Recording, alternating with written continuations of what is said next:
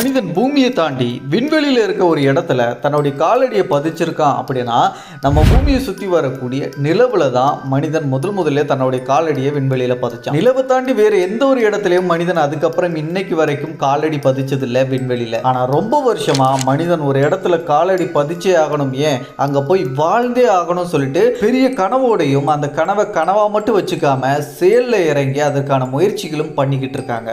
அப்படி எந்த இடத்துக்கு போகிறதுக்கு மனிதன் துடிச்சிட்டு இருக்கான் அப்படின்னா நம்ம பூமிக்கு பக்கத்தில் இருக்க செவ்வாய் கிரகம் சொல்லப்படுற மார்ஸ் பிளானட்டுக்கு தான். அதுக்கான வேலையை ஆல்ரெடி பார்த்துட்டு இருக்குது ஸ்பேஸ் எக்ஸோடைய ஓனரும் உலகத்தோடைய மிகப்பெரிய பணக்காரருமான எலான் மஸ்க். அதுக்கப்புறம் ஸ்பேஸ் ஏஜென்சியில் மிக முக்கியமான ஏஜென்சியில் ஒன்று தான் அமெரிக்காவுடைய நாசான்னு சொல்லப்படக்கூடிய அந்த ஸ்பேஸ் ஏஜென்சி. ஸோ அவங்களும் இந்த முயற்சியில் ஈடுபட்டு தான் இருக்காங்க ரொம்ப வருஷமா. ஆனால் இந்த இடத்துல தான் ஒரு மிகப்பெரிய ட்விஸ்ட். மார்ஸில் நம்ம போய் வாழலாம், மார்ஸ் தான் நம்மளோட ஃபியூச்சர் ஹோம், இப்படிலாம் பேசிகிட்டு இருக்கிறது எல்லாமே பழைய ஐடியா அப்படின்னு சொல்றாங்க சில சயின்டிஸ்ட்டுங்க. மார்ஸுக்கு பதிலாக நம்ம டைட்டன் நிலவை ஃபோக்கஸ் பண்ணி அங்கே ரிசர்ச் பண்ணோம்னா அங்கே நம்மளால போய் வாழ முடியும் அப்படின்னு சில ஐடியாஸ் சில சயின்டிஸ்ட்டுங்க கொடுக்குறாங்க. அப்போ இதெல்லாம் வச்சு பார்க்கும்போது மனிதன் பூமியை தாண்டி விண்வெளியில் செவ்வாய் கிரகத்தில் தன்னோட முதல் காலடியை பதிச்சு அங்கே வாழ போறானா, இல்லை சனி கிரகத்தோடைய டைட்டன் நிலவில் காலடி பதிச்சு அங்கே வாழ போறானா?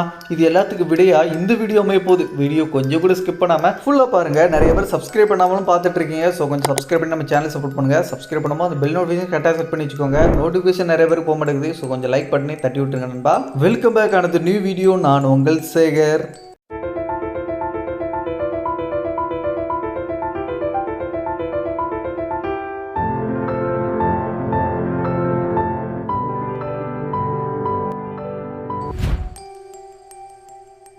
செவ்வாய் கிரகம் அப்படிங்கிற நம்மளுடைய மார்ஸ் பிளானட்டை பொறுத்த வரைக்கும் நம்ம பூமியோடைய அண்டை கிரகம் மட்டும் கிடையாது. அது நம்ம பூமியோடைய சில அம்சங்களோட ஒத்து போகக்கூடிய ஒரு கிரகமாகவும் இருக்கு. இதனால தான் ரொம்ப வருஷமா சயின்டிஸ்டுங்க மட்டும் இல்லாமல் பல எக்ஸ்பர்ட்டுகள் நம்ம செவ்வாய் கிரகம் தான் நம்ம ஃபியூச்சர் ஹோமாக இருக்கிறதுக்கு நிறைய வாய்ப்பு இருக்கு.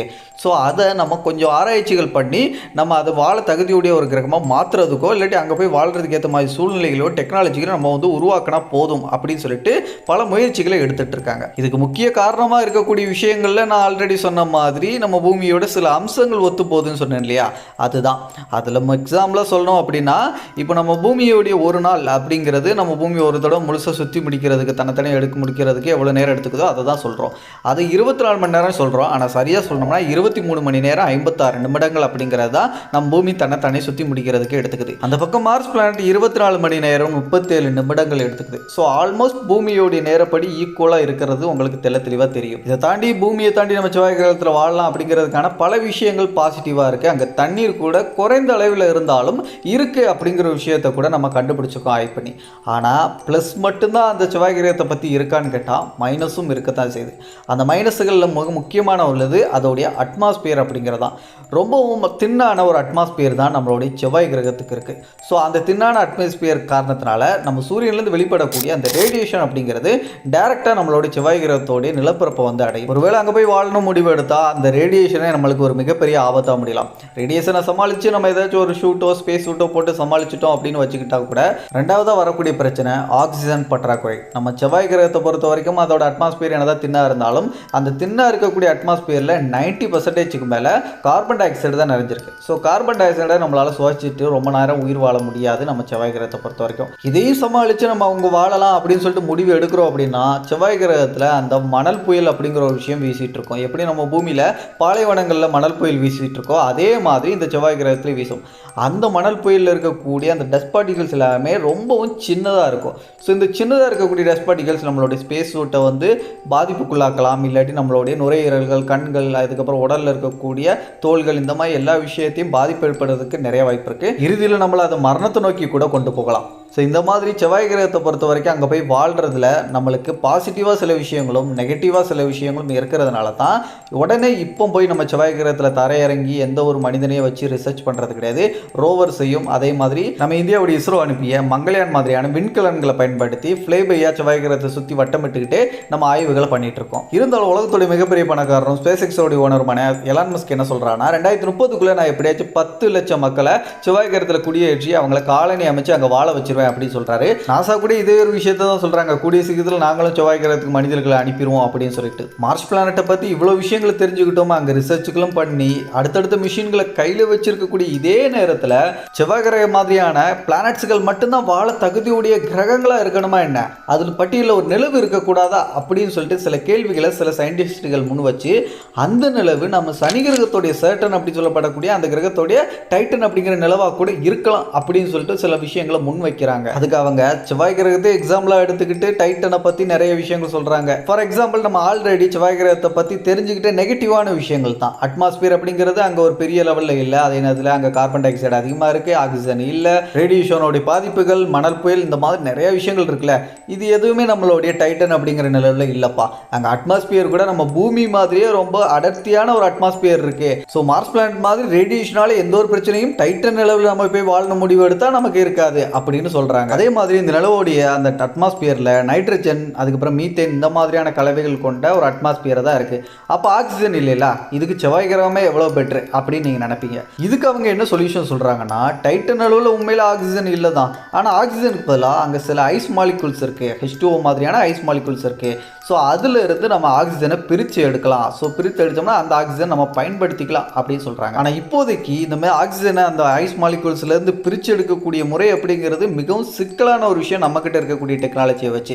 ஸோ அதை வச்சு இதெல்லாம் வாய்ப்பே இல்லை, டைட்டன் நிலவெல்லாம் செட் ஆகாதப்பா, நம்ம மார்ஸ் தான் பெட்ரு அப்படின்னு எதிர்த்தரப்பில் இருக்கவங்க சொன்னாலும், ஏங்க நீங்களே ஃபியூச்சரை பேஸ் பண்ணி தான் இந்த விஷயத்தெல்லாம் சொல்கிறீங்க மார்ஸை பற்றி, அதே மாதிரி தான் நாங்களும் டைட்டனை பற்றி சொல்கிறோம். அப்போ நம்ம ஒரு வேளை இந்த ஆக்சிஜனை பிரித்து எடுக்கக்கூடிய டெக்னாலஜி நம்ம ஈஸியாக கண்டுபிடிச்சிட்டோம் அப்படின்னா நம்ம ஈஸியாக பிரித்து எடுத்துட்டு டைட்டன்லேயே வாழலாமே அப்படின்னு எதிர்த்தரப்பில் இருக்கக்கூடியவங்க வாதிடுறாங்க. டைட்டன் நிலவோடைய நிலப்பரப்பை பொறுத்த வரைக்கும் நம்ம பூமி மாதிரி ஒரு தரைப்பகுதி இருக்கக்கூடிய ஒரு நிலவாக தான் இருக்குது. ஆனால் இந்த நிலவில் ஆறுகள், நதிகள்லாம் ஓடிட்டு இருக்கு. அதுக்குன்னா அந்த ஆறு நதிகளில் தண்ணி தான் ஓடுதான்னு கேட்டால் இல்லவே இல்லை, அங்கே மீத்தேன் தான் ஆறாவே ஓடிட்டு இருக்கு. என்னடா மீத்தேன் ஆறாக ஓடிட்டு இருக்கா, அப்போ இங்கே பொட்டியை கட்டுறாங்க, இருக்கவே கூடாதுன்னு நீங்கள் நினைப்பீங்க. அந்த மொத்த நிலாவில் இருக்கக்கூடிய எல்லா பகுதிகள்லையும் அந்த மீத்தேன் ஆறுகள் ஓடுறது இல்லை, சில பகுதிகளில் ஓடுது. நம்ம பூமியில் எப்படி ஆறுகள் வந்து சில பகுதியில் மட்டும் ஓடுதோ அதே மாதிரி தான். ஸோ சில பகுதி நிலப்பரப்பாகவே இருக்குது, அந்த நிலப்பரப்பில் நம்ம பேஸ் அமைச்சு வாழலாம் அப்படின்னு சொல்லிட்டு தான் சில விஞ்ஞானிகள் சொல்கிறாங்க. சரி, இப்போது ஃபைனலாக இந்த ரெண்டு தரப்பு சொன்ன வாதங்களை நம்ம என்னதான் கேட்டாலும், இந்த டைட்டன் நிலவா இல்லை மார்ஸ் பிளானட்டா, இது ரெண்டில் எதில் நம்ம அடுத்து சீக்கிரமாக போய் கால் பதிச்சு அங்கே வாழ ஆரம்பிக்கிறதுக்கு சாத்தியமான ஒரு இடமா இருக்குங்கிறத தெரிஞ்சுப்போம். மார்ஸ் பிளானட்டை பொறுத்த வரைக்கும் நம்ம பூமியிலிருந்து ஈஸியாக அங்கே போய் சென்றடைய முடியும். அதுக்கு ஃபார் எக்ஸாம்பிள் நம்ம ஏற்கனவே நிறைய ரோவர்களையும் நிறைய விண்கலன்களையும் அனுப்பியிருக்கோம். அந்த வகையில் நம்ம ஸ்பேஸ் எக்ஸோடைய ஸ்டார்ஷிப் மாதிரியான விஷயங்களை பயன்படுத்தி மனிதர்களை நம்ம செவ்வாய் கிரகத்துக்கு அனுப்புறது சாத்தியமான விஷயம் தான். அப்படி அனுப்புனா கூட அங்கே போய் சேர்றதுக்கு 6லேருந்து 9 மாதங்கள் வரைக்கும் எடுத்துக்கும். கண்டிப்பாக செவ்வாய் கிரகத்தில் ஆக்சிஜன் பற்றாக்குறை அப்படிங்கிறது இருக்கும். அந்த ஆக்சிஜனை உருவாக்கக்கூடிய அந்த யூனிட்டுகளை முதல்ல அமைக்கிறது தான் முதல் கட்ட பணியாக செவ்வாய் கிரகத்தை பொறுத்த வரைக்கும் நம்ம வாழணும்னா இருக்கும். ரேடியேஷன்லேருந்து தப்பிக்கிறதுக்காக ரொம்ப அட்வான்ஸான தெர்மல் ஷீட்டை பயன்படுத்தி நம்ம காலனி அமைக்க வேண்டியதாக இருக்கும் செவ்வாய் கிரகத்தில். நிச்சயமாக ஸ்பேஸ் சூட், அதுக்கப்புறம் ஆக்சிஜன் சிலிண்டர், இந்த மாதிரி விஷயங்கள் இல்லாமல் நம்ம செவ்வாய் கிரகத்தில் எங்கேயுமே வெளியே போக முடியாது. தண்ணீர் அப்படிங்கிறது செவ்வாய் கிரகத்தில் இருந்தாலும் அது உறைந்த நிலையில் செவ்வாய் கிரகத்தில் சில இடங்கள்ல இருக்கு. அந்த உறைந்த நிலையில் இருக்கக்கூடிய தண்ணீரை நம்ம குடிக்கிற மாதிரி லிக்விட் ஃபார்மில் அதை கன்வெர்ட் பண்ணி நம்ம குடிக்க வேண்டியதாக இருக்கும். அந்த தண்ணி கூட நம்ம அளவுக்கு அதிகமாக குடிச்சு செலவு பண்ணுற மாதிரிலாம் இருக்காது, சிக்கனமாக செலவு பண்ணுற மாதிரி தான் இருக்கும். சீசன்ஸ் சொல்லப்படக்கூடிய பருவநிலைகள் கூட செவ்வாய் கிரகத்தில் 4 விதமான சீசன்ஸ் இருக்கு. ஆனால் அந்த 4 2 விதம் தான். என்னப்பா குழப்பற அப்படின்னு நினைக்கலாம். இப்போ நம்ம பூமியில் பருவநிலை அப்படிங்கிறது 4 இருக்குது. அது 4மே 4 விதம், சம்மர், வின்டர், இந்த மாதிரி 4 விதமாக இருக்கு. ஸோ மார்ஸ்லேயே அதே மாதிரியான சீசன்ஸ்கள் தான் 4 இருக்குது. ஆனால் அந்த 4மே 2ன்னு சொன்னது காரணம் சம்மர் அண்ட் வின்டர், இது 2 தான் 2 வாட்டி திருப்பி வரும். ஸோ 2 வாட்டி சம்மரும் 2 வாட்டி வின்டர், இந்த மாதிரி சீசன்ஸ் தான் அங்கே இருக்குது.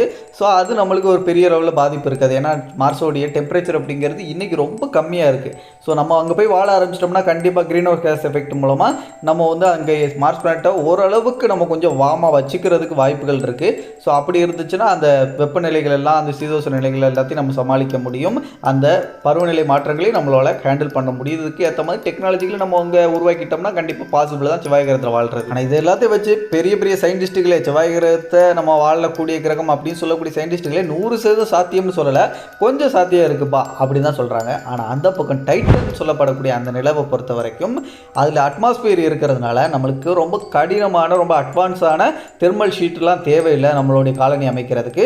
ஸோ அட்மாஸ்பியர் அட்மாஸ்பியரை நம்மளை ரேடியேஷன்லேருந்து பாதுகாத்துரும். ஸோ ஓரளவுக்கு இருக்கக்கூடிய ஒரு தெர்மல் ஷீட்டை பயன்படுத்தி காலனியை அமைச்சிக்க முடியும். ஸோ ஆக்சிஜன் பற்றாக்குறைக்கு நம்ம முதல்ல சொன்ன மாதிரியே அந்த ஆக்சிஜனை அங்கே இருக்கக்கூடிய ஐஸ் மாலிகூல்ஸில் இருக்கக்கூடிய விஷயங்களை H2O இருந்து பிரித்து எடுக்கக்கூடிய அந்த விஷயத்தை நம்ம கண்டுபிடிச்சிட்டோம் அப்படின்னா கண்டிப்பாக நம்ம அங்கே ஆக்சிஜனை வந்து நம்மளே வந்து ஆக்சிஜன் யூனிட்டை உருவாக்கி நம்ம அங்கே மார்ஸில் எப்படி இருந்தோமோ அதே மாதிரி இங்கேயே இருக்க முடியும். ஆனால் இதில் ஒரு மிகப்பெரிய பிரச்சனையே தண்ணீர் தான். தண்ணி அப்படிங்கிறது நம்ம டைட்டன் நிலவை பொறுத்த வரைக்கும் இல்லாத ஒரு விஷயம். மார்ஸ் பிளானட்லயாச்சும் கொஞ்சம் கொஞ்சம் இருக்குது, ஆனால் இங்கே தண்ணிங்கிறது கிடையாது. டைட்டனை ஃபியூச்சர் ஹோம்னு சொல்லக்கூடாது அப்படின்னு சொல்கிறதுக்கு முக்கிய மைனஸான ஒரு விஷயமா இந்த தண்ணீர் அப்படிங்கிற ஒரு விஷயம் தான் இருக்குது. இன்னொரு பிரச்சனை, நம்ம டைட்டன் நிலவுக்கு நம்ம பூமியிலேருந்து போய் சேரக்கூடிய அந்த பயண கால தூரம் அப்படிங்கிறது கிட்டத்தட்ட 1.4 பில்லியன் கிலோமீட்டர் டிஸ்டன்ஸில் நம்ம பூமியிலிருந்து டைட்டன் நிலவு இருக்குது. ஸோ அவ்வளோ தூரத்தில் இருக்கக்கூடிய அந்த டைட்டன் நிலவை நம்ம சென்று போய் அடையணும் அப்படின்னா SpaceX மாதிரியான நிறுவனத்துடைய ஸ்டார்ஷிப்பில் பயணிக்கிறோம் அப்படின்னா அங்கே போய் சேர்றதுக்கு 6 to 8 வருடங்கள் ஆகும். அங்கே போய் சேர்ந்ததுக்கப்புறம் பூமியில் இருக்கவங்களுக்கு நம்ம ஏதாச்சும் ஒரு செய்தியை அனுப்பணும் அப்படின்னு முடிவு எடுத்தோம் அப்படின்னா அந்த செய்தி பூமிக்கு வந்து சேர்றதுக்கே 1.5 மணி நேரத்துக்கு மேலே ஆகும். ஸோ 1.5 மணி நேரத்துக்கு ஒருக்க தான் அங்கே என்ன நடந்துச்சுங்கிறதே நம்ம பூமியிலேருந்தே தெரிஞ்சுக்க முடியும். ஏதாச்சும் ஒரு தப்பு நடந்தாலே அது 1.5 மணி நேரம் கழிச்சு தான் நமக்கே தெரியும். ஸோ இது ஒரு மிகப்பெரிய சிக்கல்.